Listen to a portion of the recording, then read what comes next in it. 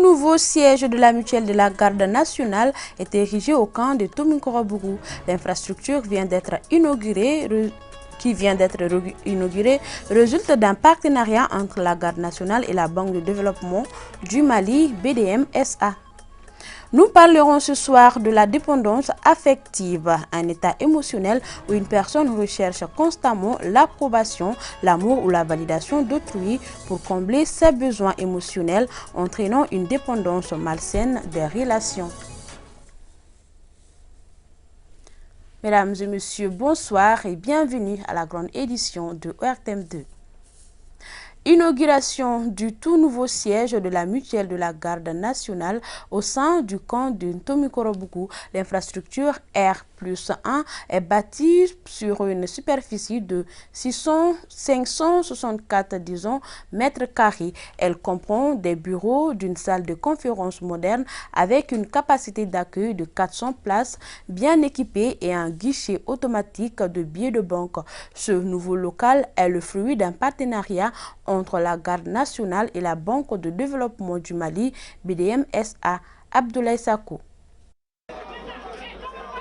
Premier retrait au guichet automatique du nouveau siège de la mutuelle de la garde nationale. L'opération est effectuée par le président de son conseil d'administration. C'est là, quelques secondes après la coupure du ruban par le ministre de la Défense et des anciens combattants, le colonel Sadio Kamara. L'instant est historique et le geste rend ainsi opérationnel ce bâtiment de haut standing qui trône au beau milieu du camp des gardes de Tomikorobougou. Il y a de cela 10 mois, la garde nationale du Mali vous convient à une cérémonie matérialisant son ambition de faire sortir de terre un édifice de haut standing destiné à sa mutuelle. Le jour tant attendu est arrivé. Le bâtiment flambant neuf est bien là. Il s'y trouve une salle polyvalente entièrement équipée avec une capacité de 400 places, des bureaux, un salon VIP, un local technique, une centrale d'achat, une boutique de vente d'effets militaires, un guichet automatique de billets de la BDM SA.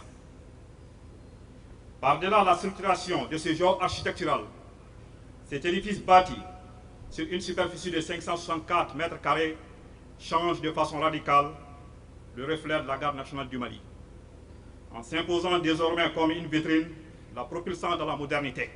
La réalisation du siège de la mutuelle garde entre dans le cadre de la dynamique de modernisation et de solidarité enclenchée par les plus hautes autorités du pays en vue de l'amélioration des conditions de vie et de travail des militaires et leurs ayants droit.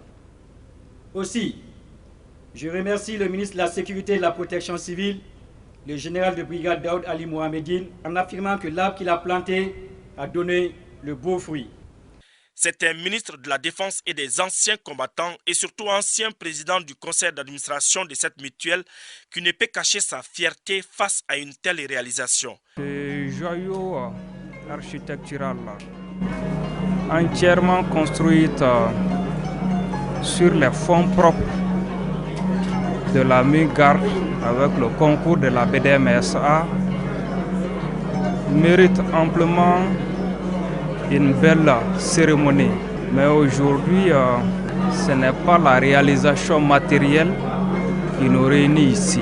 Nous sommes ici pour célébrer les valeurs de discipline, de cohésion qui sont des valeurs importantes pour toute armée efficace. Les forces armées maliennes, à l'instar de la société dont elles sont issues, accordent une grande importance à la solidarité, à l'entraide, conformément à la vision de son Excellence, le colonel Assimi Goïta, président de la transition, chef de l'État, chef suprême des armées. Nous travaillons davantage à renforcer la cohésion et l'entraide entre frères d'armes. La garde nationale est reconnaissante envers ceux qui ont contribué de près ou de loin à la réalisation de cet édifice qui garantit son autonomie. Des attestations leur ont été remises pour encourager leurs efforts.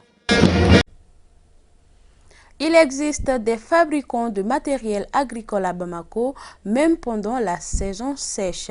Pourtant, ce secteur d'activité est rudimentaire ici dans la capitale. On s'interroge alors si ce secteur nourrit réellement son homme. Le constat a été fait au flanc de la colline de Médine, en commune 2, où se trouvent des professionnels. Bakari Kabadjakiti. La mécanisation de l'agriculture est un pari à gagner pour un développement continu. Il s'agit là d'avoir des matériels agricoles performants en vue d'accroître l'économie et assurer l'autosuffisance alimentaire. Ces matériels composés de charrues, de semoirs, de dabas, entre autres, sont fabriqués par des artisans au niveau du marché de Médina Koura. Ils connaissent les rouages de ces métiers à l'image de Soulé Karambé, qui exerce cette activité depuis une vingtaine d'années. Il nous apprend que le marché n'est plus florissant comme avant. Le marché était florissant, mais en ce moment, les affaires tournent au ralenti. Avant le début de la crise, plusieurs pays comme la Mauritanie, le Tchad, la Côte d'Ivoire et le Burkina venaient faire leurs achats ici. Mais ces clients se font de plus en plus. Ce métier reste une chaîne de production jusqu'au produit fini. C'est ici que l'on travaille le fer au niveau des ateliers de transformation. C'est tout un processus pour ces forgerons qui rendent plus malléable le métal. On a du mal à se procurer le fer ainsi que le charbon. On fabrique des accessoires, des charrues, des broyeurs et autres pièces. Même le kilo de fer a connu une hausse. Donc c'est pas facile. Avec les difficultés actuelles, il n'est pas facile de s'en sortir. Nos interlocuteurs ont lancé des messages pour qu'ils puissent sortir la tête de l'eau.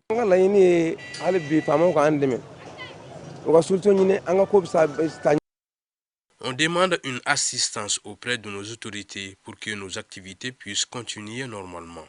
Même ici, beaucoup de régions ne viennent plus à cause des problèmes. J'emploie à mon niveau une trentaine de personnes.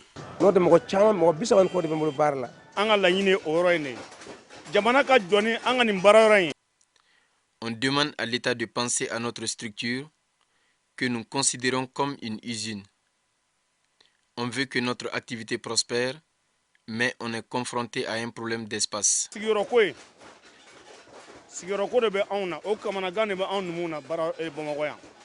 Au Mali, le savoir-faire local reste une réalité car beaucoup d'artisans sont au four et au moulin pour promouvoir à tous les niveaux les productions locales. À savoir aussi que le monde agricole reste le fer de lance de l'économie. Fini avec le système rudimentaire en agriculture, voilà l'ambition de ces artisans qui entendent jouer un rôle de premier plan en mettant des matériels agricoles de qualité à la disposition des citoyens. À Bamako, les aides ménagères font face à plusieurs difficultés liées notamment au mauvais traitement à elles infligé par certaines employeuses et au non-paiement de leur salaire. Pour améliorer leurs conditions de travail, certaines d'entre elles passent par des structures spécialisées appelées bureaux de placement. Hawa Kamara. Cela fait 2 ans que Fatoumata Kone travaille en tant qu'aide ménagère chez Emma Koulibaly. Ses principales tâches se résument au nettoyage de la maison et la vaisselle. La demoiselle Kone et son employeuse semblent entretenir de bonnes relations. Je suis très bien traitée par ma patronne. Mes tâches de la journée ne sont pas débordantes. Je mange tous les jours à ma faim, j'ai des temps de repos et mon salaire est correctement versé à chaque fin de mois. Quand elle se réveille, elle nettoie bien la maison, la cour et puis elle fait bien son travail. Quand elle n'a pas de travail, elle se repose. Ces liens de collaboration découlent d'un contrat de travail établi entre Emma et son employé par une structure spécialisée appelée bureau de placement. Le contrat en question détermine les droits et les devoirs de l'aide ménagère ainsi que les obligations de l'employeuse. On leur interdit la fugue, on leur fait savoir, quel qu'en soit ce qui se passe, tenez-nous au courant. Et nous détaillons également le travail que la fille est appelée à faire. Nous établissons un contrat qui est signé à 3 niveaux. L'employeur signe, l'employé signe et nous-mêmes nous signons. L'inscription à l'assurance maladie volontaire est obligatoire. Dans la semaine, c'est obligatoire de donner un jour de repos à la fille. Et si la fille veut démissionner, c'est à la fille de nous informer 15 jours avant ou 1 mois en avance. On ne casse pas le contrat du jour au lendemain. On doit informer la patronne d'abord. Concernant le versement de son salaire, l'employé a le choix entre 2 modes de paiement. Nous demandons à la fille si elle voudrait elle-même garder son argent. Parce que ce n'est pas une obligation pour une fille de laisser son argent à notre niveau. Et dès lors que la fille décide de laisser son argent à notre niveau, on a un numéro Orange inscrit à Orange Money qui reçoit les paiements. Mais dès lors que l'employeur s'engage à payer, tu ajoutes les frais de retrait. Parce que sans les frais de retrait, l'argent n'est pas au complet. Voilà ce qui soulage Mariam Kamara, une aide ménagère qui a connu des difficultés énormes dans son premier emploi avant de découvrir un bureau de placement. Dans mon emploi précédent, je me réveillais très tôt les matins et faisais toutes les tâches ménagères avant d'aller vendre de l'eau. Je travaillais du matin à 0h. Mon ancienne employeuse me doit 8 mois de salaire. Depuis que j'ai connu ce bureau de placement, je suis mieux traitée et mon salaire est versé correctement. Afin de mettre les aides ménagères dans tous leurs droits, les bureaux de placement ont entrepris une démarche, celle de lutter pour la prise en compte du SMIG, salaire minimum interprofessionnel garanti, fixé à 40 000 francs CFA. Je le disais au sommaire, la dépendance affective, selon les psychologues, est une pathologie qui empêche la prise de décision de manière autonome. Elle se manifeste par un manque d'assurance, un besoin constant d'avoir l'approbation de tierces personnes. Elle peut même causer la dépression. Lala Diaratouri. Elle se classe parmi les maux du siècle. Il ne s'agit pas du sida ni du Covid, mais bien de la dépendance affective. Ceux qui en souffrent ne jurent que par les autres pour la prise de décisions, allant des plus importantes aux fioritures. Elle se caractérise par une perte d'autonomie émotionnelle et sentimentale, un manque cruel de confiance en soi, un besoin permanent de preuves d'amour et même parfois un envahissement de l'espace de l'autre. Elle peut survenir dans les relations amoureuses, fraternelles, parentales et même amicales. J'étais avec des amis au lycée en fait. Donc à chaque fois que je portais mes habits, j'attendais toujours un retour des autres qui me disent « Ah, tu es belle aujourd'hui, ton habit te va à merveille. » Mais moi, quand je me mets devant le miroir, je ressentais pas ça en fait. Mais à chaque fois que les gens me disaient « Ah, t'es bien habillée », j'étais contente. Et c'est à ce moment-là que je me dis « Waouh, je suis belle ». J'ai eu des expériences négatives de ça. Parce qu'à un moment donné, c'est par une période de dépression, mais ça a été un peu du genre. Les gens, quand j'ai publié mes photos sur les réseaux sociaux, les gens, quand les gens ne likaient pas ou bien quand les gens ne les commentaient pas sur le statut, j'efface directement. Donc je me dis que peut-être la photo n'est pas jolie, c'est pour cela que les gens ne commentent pas. J'aime quand on m'apprécie et surtout les messages affectifs. Parce que des fois non, parce que pour lui des fois ils se sont trop occupés, ils disent que ce sont les caprices des femmes et autres là, tu vois. Donc on a souvent des petits problèmes de ce côté-là. Mais moi quand même j'aime quand on me fait les messages. Même ce matin il en a fait. La dépendance affective est une pathologie à en croire les psychologues. Laquelle pathologie peut avoir des répercussions sur la bonne marche des différentes relations.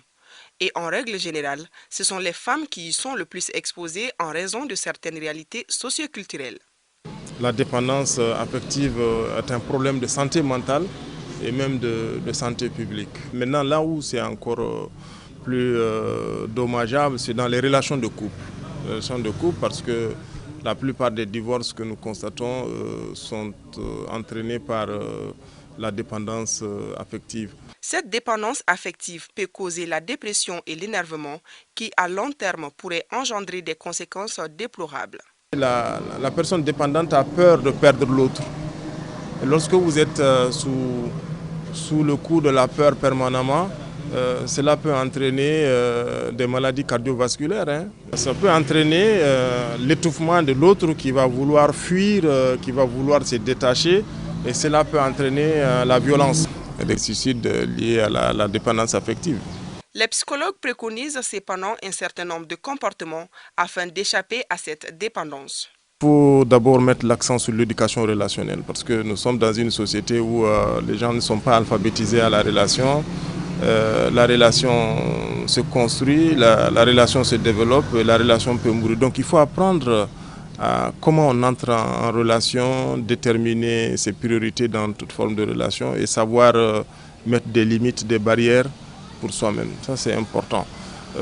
Et alors à ce niveau-là, c'est vraiment l'action collective quoi, dans les familles, à l'école. Nous sommes dans une société où l'expression des sentiments et des émotions demeure encore tabou. La prise en charge psychologique est une alternative pouvant aider les personnes qui souffrent de cette maladie. L'environnement immédiat joue également un rôle important afin de permettre à la personne de développer des capacités de résilience face à certaines réalités de la vie.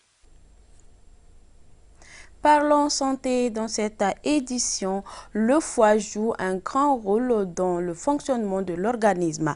Il est important d'adopter de bons comportements pour éviter que l'organe ne soit atteint d'une maladie. Des comportements au rang desquels une alimentation saine et équilibrée.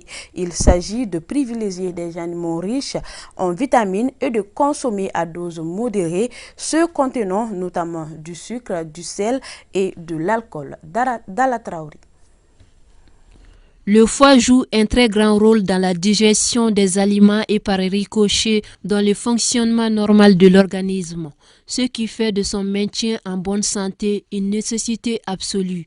Pour ce faire, la règle s'appelle une bonne hygiène de vie, le contraire pouvant engendrer certaines maladies du foie. C'est un organe qui est sujet à beaucoup d'agressions et les agressions chroniques du foie s'accompagne souvent de maladies graves, notamment la cirrhose.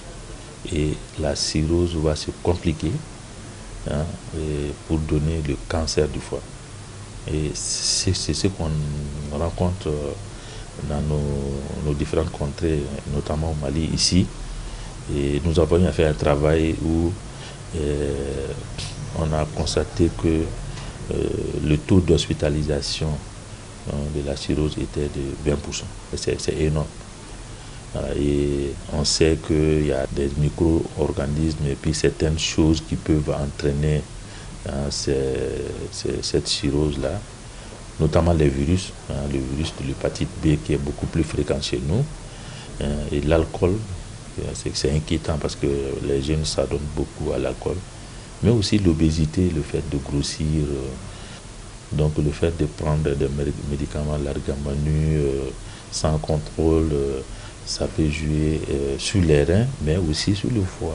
Et toute agression chronique peut entraîner une maladie du foie. Et cette maladie, quand ça survient, ça peut évoluer vers les hépatopathies chroniques, notamment la cirrhose et puis les cancers du foie. Selon les spécialistes, la plupart des patients sont des malades porteurs des virus d'hépatite B ou C, des pathologies qui peuvent toucher toutes les tranches d'âge. Pour minimiser les risques de contraction, cet ingénieur en nutrition propose certains aliments. Vu que c'est un organe qui est important, donc le nettoyage du foie, ça se fait naturellement, sauf s'il y a un cas d'anomalie. En cas d'anomalie, il nécessite de consulter un médecin. Bon, je dirais de choisir les viandes non graisses, de privilégier aussi les citrons, mais dilués dans l'eau, également le pamplemousse. Également, il y a d'autres aliments qui sont riches en vitamine C, comme il y a de la carotte, il y a la tomate, etc. Un examen clinique régulier des virus B et C d'hépatite, se faire vacciner, la pratique du sport, l'évitement de l'obésité et de l'automédication. Telles sont entre autres alternatives susceptibles de minimiser de maladies du foie. C'est ce qui met fin à cette édition. Merci à vous de l'avoir suivi. Bonne suite de programme sur RTM2.